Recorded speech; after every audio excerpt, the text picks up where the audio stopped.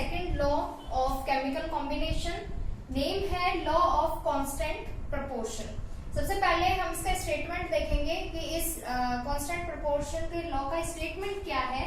In a chemical reaction compound always contain the same element. अगर किसी compound ने कोई एलिमेंट, सेम एलिमेंट कंटेन किया हुआ है, सेम एलिमेंट है, तो उसमें जो एलिमेंट होगा वो प्रेजेंट होगा डेफिनेट प्रोपोर्शन में बाय मास, या फिर हम बाय अल्टरनेटिव सोर्सेज भी बात कर सकते हैं, लेकिन हम मेनली बाय मास की बात करेंगे यहाँ। तो ये इसका स्टेटमेंट है, इसको मैं अभी एक एग्जांपल के थ्रू समझाती हूँ। सबसे पहले मान लीजिए हमने एक एग्जांपल लिया है H2O। H2O में जो मास है, हाइड्रोजन का mass of hydrogen, mass of hydrogen होता है 1 और मास ऑफ ऑक्सीजन होता है 16। ये आप अभी आगे पढ़ेंगे चैप्टर में। इसके बाद जब हम H2O की बात करेंगे तो यहां अगर हम प्रोपोर्शन मीन रेशो, अगर हम रेशो फाइंड करते हैं तो रेशो कैसे फाइंड करेंगे, यहां हम लिखेंगे mass of hydrogen upon mass of oxygen. Ratio हम इस तरह फाइंड करते हैं। तो यहाँ हाइड्रोजन कितने हैं H2O में 2, एक हाइड्रोजन का मास 1 है, तो 2 हाइड्रोजन का मास हो गया 2 अपॉन ऑक्सीजन यहाँ एक ही है तो 16। इसका रेशो होगा 1/8। रेशो में लिखेंगे तो 1:8। तो ये इसका रेशो होगा। अगर हम मास निकालते हैं, रेशो निकालते हैं H2O की बजाय 2H2O का, यहाँ पर एलिमेंट सेम है हाइड्रोजन और ऑक्सीजन, तो अगर हम ऐसे लिखेंगे mass of hydrogen upon mass of oxygen, लेकिन हम यहाँ 2H2O के लिए निकाल रहे हैं। हाइड्रोजन के एटम्स, मॉलिक्यूल्स यहाँ पर 4 है, 2 2 जा 4, दैट मीन एक हाइड्रोजन का मास 1 है तो 4 हाइड्रोजन का मास हो गया 4 अपॉन ऑक्सीजन यहाँ पर 2 है, एक ऑक्सीजन का मास 16 तो 2 का मास हो गया 32। इसके बाद रेशो जब हम इसका निकालेंगे तो इसका भी रेशो 1:8 ही फाइंड होगा। तो यही है हमारा लॉ ऑफ कांस्टेंट प्रोपोर्शन कि अगर एलिमेंट सेम है तो जो रेशो होगा एलिमेंट्स का वो भी ऑलवेज सेम होगा। अगर हम सिंगल H2O ले देन भी इसका रेशो 1:8 ही होगा, 2H2O ले देन, और 10H2O ले जब भी इसका रेशो 1:8 ही होगा आफ्टर सिंप्लीफिकेशन। तो हम दोनों लॉ पढ़ चुके हैं, लॉ ऑफ कांस्टेंट प्रोपोर्शन और फर्स्ट था law of conservation of mass. Now next topic will B Dalton's atomic theory. Atom को डिफाइन किया था डाल्टन ने। इससे पहले मैं आपको एक चीज और बता देती हूँ, लॉ ऑफ कांस्टेंट प्रोपोर्शन जो भी पढ़ा है वो लेवोशियर ने दिया था, इसमें लिख लेना, it was given by Lavoisier. इसके बाद हम स्टार्ट करेंगे next topic, Dalton's atomic theory. Dalton ने एटॉमिक थ्योरी दी थी, एटम को डिफाइन किया था। तो सबसे पहले डाल्टन्स एटॉमिक थ्योरी के बारे में, according to Dalton's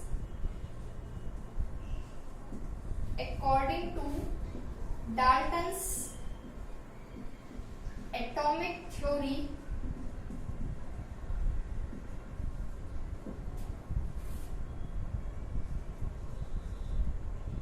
whether an element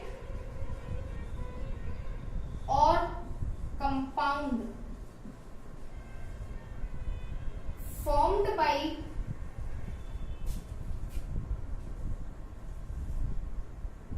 small particles called atom। सबसे पहले एटम की जो डेफिनेशन दी थी, डेफिनेशन नहीं, इसके बारे में एक जनरल नॉलेज बोल सकते हैं, या तो कोई भी एलिमेंट हो, या कोई भी कंपाउंड हो, या कोई भी मिक्सचर हो। मिक्सचर आप सभी ने पढ़ा है, कोई भी मिक्सचर हो, होमोजीनियस मिक्सचर हो, होमोलॉगस मिक्सचर हो, कोई भी मिक्सचर हो, उसमें जो स्मॉलेस्ट जो पार्टिकल होगा जिसको आप फर्दर और डिवाइड नहीं कर सकते हैं अनदर स्मॉलेस्ट पार्टिकल्स में, जो स्मॉलेस्ट पार्टिकल होगा फॉर्म्ड बाय लिख सकते हैं या फिर कंपोज्ड बाय कुछ भी लिख सकते हैं। Smallest particles called atom. तो जो सबसे छोटी यूनिट है, स्मॉलेस्ट यूनिट किसी भी कंपाउंड की, किसी भी एलिमेंट की या किसी भी मिक्सचर की, टर्म्ड एज एटम। इसके बाद डाल्टन्स एटॉमिक थ्योरी में 6 पोस्टुलेट्स हैं जिसमें डिफाइन किया गया है एटम को, जिनका सीरीज फिक्स है, जिनका मीनिंग फिक्स है और स्टेटमेंट भी आपको फिक्स है जो आपको याद रखना है।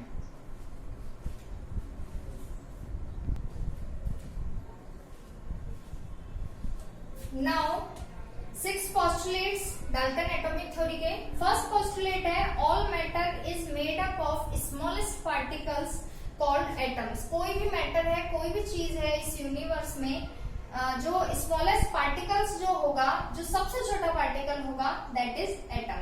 तो इसमें क्वेश्चन आता है फर्स्ट पोस्टुलेट, सेकंड पोस्टुलेट कौन सा है, आपको वो याद रखना है। 6 पोस्टुलेट है, आपको याद रखने हैं। फर्स्ट पोस्टुलेट है एटम की डेफिनेशन, आप बोल सकते हैं। सेकंड पोस्टुलेट है atoms are indivisible particles which cannot be created or destroyed in a chemical reaction।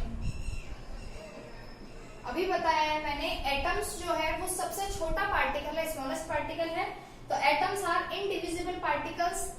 Indivisible particles हैं, आप उनको फर्दर और डिवाइड नहीं कर सकते हैं छोटे पार्टिकल्स में, और ना ही ये क्रिएट होते हैं, ना ही कोई नया एटम क्रिएट होता है, और ना ही जो एटम पहले से है वो डिस्ट्रॉयड, फिनिश भी नहीं होते हैं इन एनी केमिकल रिएक्शन, कोई भी केमिकल रिएक्शन हो इसमें। तो ये है सेकंड है एटम आर इनडिविजिबल पार्टिकल्स। इसका क्वेश्चन एक इस तरीके से भी आता है, क्योंकि जो सेकंड पोस्टुलेट है ये रिजेंबल करता है law of conservation of mass को, जो हम पहले पढ़ चुके हैं। तो इसका क्वेश्चन इस तरीके से आता है कि डाल्टन्स एटॉमिक थ्योरी का कौन सा पोस्टुलेट रिजेंबल करता है law of conservation of mass को, आपको वो पोस्टुलेट लिखना है। तो अगर पूछता है कंजर्वेशन ऑफ मास का पोस्टुलेट, तो आपको ये सेकंड पोस्टुलेट राइट डाउन करना है, atoms are indivisible particles which cannot be created nor destroyed in a chemical reaction। तो ये है इसके दो postulate। Now third postulate is atoms of a given element are identical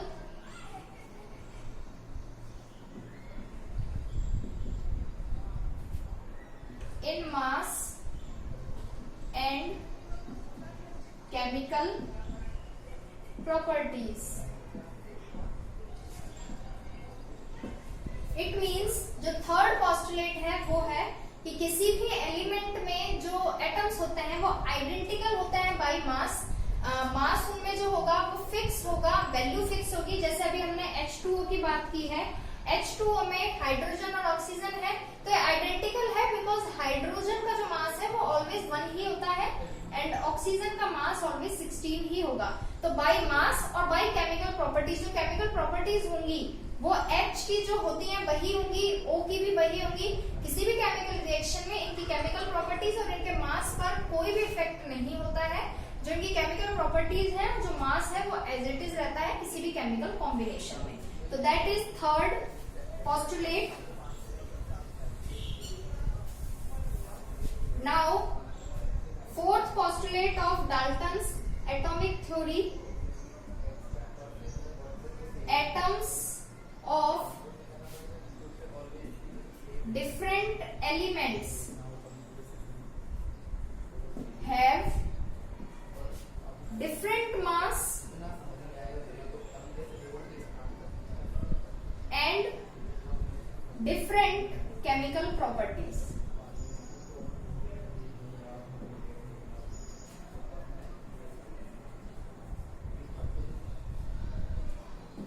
It means जो atoms होंगे different H2O की, और similarly हम बात करें HCl की, तो यहाँ हाइड्रोजन सेम है बट ऑक्सीजन और क्लोरीन अलग है, डिफरेंट है। तो इसमें डिफरेंट हो जाने पर जब एक एलिमेंट भी डिफरेंट होगा तो मास भी, जो टोटल मास होगा वो भी अलग हो जाएगा, और जो केमिकल प्रॉपर्टीज होंगी वो भी अलग होंगी। HCl की केमिकल प्रॉपर्टीज अलग होती हैं और H2O की केमिकल प्रॉपर्टीज अलग होती हैं। H2O का कंबाइनिंग मास अलग आएगा और HCl का कंबाइनिंग मास अलग आएगा। तो ये फोर्थ है कि अगर हम एलिमेंट्स डिफरेंट कर देते हैं, कोई भी एलिमेंट डिफरेंट करेंगे तो उसके मास पर भी इफेक्ट होगा और उसके केमिकल प्रॉपर्टीज पर भी। तो ये fourth postulate. Now fifth postulate of Dalton's atomic theory. Atoms combine in the ratio of small whole numbers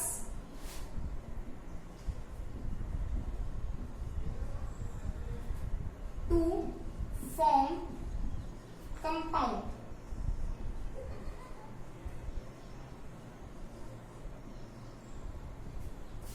ये कह रहा है किसी भी atoms combine in the ratio of small whole numbers to form compound. कोई भी कंपाउंड बनता है जिसमें एटम्स मिलकर कंपाउंड बनाते हैं, तो एटम्स जो होते हैं ऑलवेज कभी नेगेटिव नंबर में नहीं कनेक्ट होंगे, ऑलवेज स्मॉलेस्ट और होल नंबर होते हैं 1 से लेके इनफाइनाइट तक। ना तो जीरो में कोई भी केमिकल रिएक्शन होगा जिसमें जीरो एटम होंगे, केमिकल रिएक्शन ही नहीं होगा। तो जो एटम्स का जो नंबर है वो ऑलवेज होल नंबर होता है 1 to infinite. Now last postulate of Dalton's atomic theory.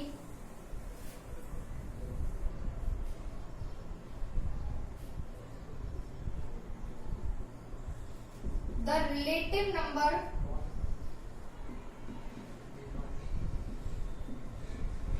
and kind of atoms are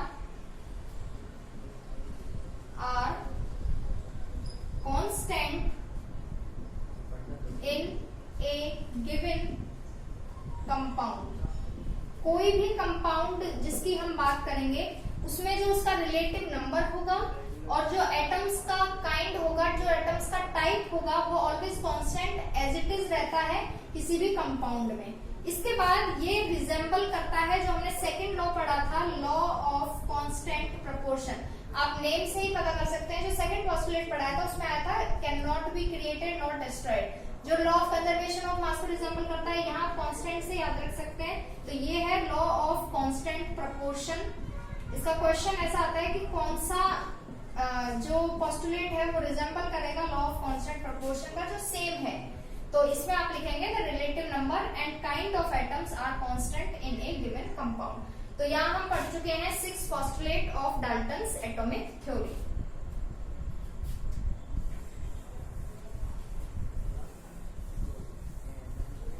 इसके बाद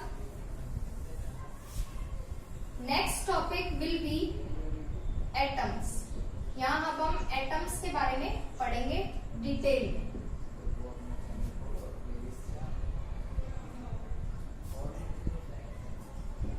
atoms are building blocks of any matter. किसी भी मैटर का हम बिल्डिंग ब्लॉक्स मान सकते हैं एटम्स को। बिना एटम के कोई भी मैटर फॉर्म ही नहीं होगा। इसके बाद आप इसमें और भी लिख सकते हैं एटम्स स्मॉलेस्ट पार्टिकल है which can neither be created not destroyed in any chemical combination, और स्मॉलेस्ट पार्टिकल है। और इसके बाद थर्ड पॉइंट आप लिख सकते हैं एटम्स आर इनडिविजिबल, जिनको आप और डिवाइड नहीं कर सकते हैं। तो आप एटम्स के बारे में जितना जानते हैं आप इसमें एटम्स में लिख सकते हैं। जो मेन चीज हम आगे पढ़ेंगे, एटम्स की जो रेडियस होती है, atomic radius is measured in nanometers. Nanometers का मीन होता है 10⁻⁹ 10 की पावर -9।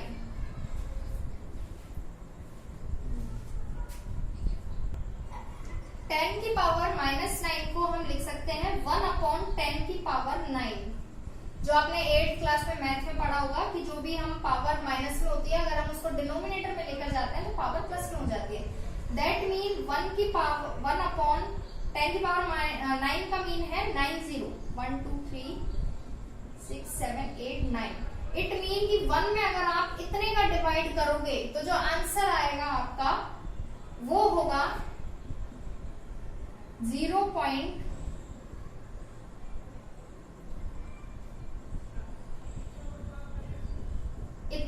इतने मीटर। तो इतनी छोटी होती है एटॉमिक रेडियस। तो यहाँ हमने एटम्स के बारे में पढ़ा है। एटम्स किसी भी मैटर का एक बिल्डिंग ब्लॉक है, इंडिविजिबल होते हैं, स्मॉलेस्ट पार्टिकल होते हैं। और इसके बाद एटॉमिक रेडियस मेजर होगी नैनोमीटर में। नैनोमीटर, नैनो मीन होता है 10 की पावर -9। तो आपको ये याद रखना है, एटॉमिक रेडियस होती है 10 की पावर -9।